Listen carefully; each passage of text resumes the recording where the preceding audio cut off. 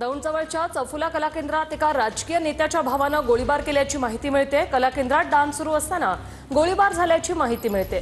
गोळीबारात नृत्य करणारी तरुणी जखमी झाली। अतिरिक्त पोलीस अधीक्षक घटनास्थळी तपासासाठी दाखल झालेत।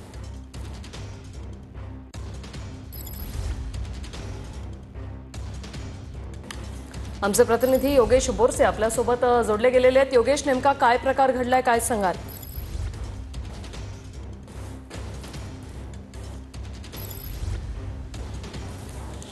पुणे पोलिसांनी या संदर्भाची आता पुष्टी केलेली आहे। सोमवारी या ठिकाणी गोळीबार झालेला आहे।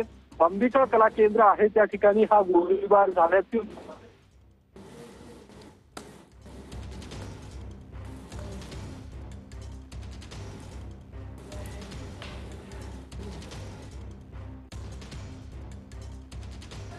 त्यांची आता चौकशी सुरू करण्यात आलेली आहे।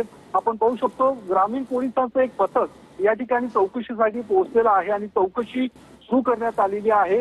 या कला केंद्राचं जे सीसीटीव्ही फुटेज आहे ते देखील आता ताब्यात घेण्यात आलेलं आहे। गोळीबार झाला की नाही झाला या संदर्भात पोलीस खरं तर आतापर्यंत पुष्टी करत नव्हतं, स्पष्टता येत नव्हती। मात्र आता ऍडिशनल जे गेस्ट आहेत गणेश बिराजदार यांनी आता स्पष्ट केलेलं आहे की गोळीबार झालेला आहे। मात्र नेमकं कोणी गोळीबार केला, कशासाठी गोळीबार केला हे मात्र सध्यापर्यंत स्पष्ट होऊ शकलेले नाहीये। कारण या गोळीबारामध्ये एका राजकीय नेत्याच्या भावाचा सहभाग असल्याचं देखील बोललं जात आहे। कारण रोहित पवार यांनी देखील या संदर्भात आरोप केलेला आहे की एका राजकीय नेत्याचा आमदाराच्या भावाचा या गोळीबारामध्ये सहभाग असल्याचं बोललं जात आहे। त्या दृष्टिकोनातून देखील आता तपास केला जात आहे। अद्यापर्यंत गुन्हा दाखल नाहीये। मात्र यवत पोलीस आणि पुणे ग्रामीण पोलिसांचं एक टीम पथक या ठिकाणी आता आलेला आहे आणि यवत पोलीस आणि पुणे ग्रामीण पोलिसांचं एक टीम पथक या ठिकाणी आता आलेला आहे आणि जवळपास अर्धा तासांपेक्षा जास्त वेळ झालेला आहे। हे पथक आता या ठिकाणी पोहोचून या संपूर्ण घटनेची माहिती।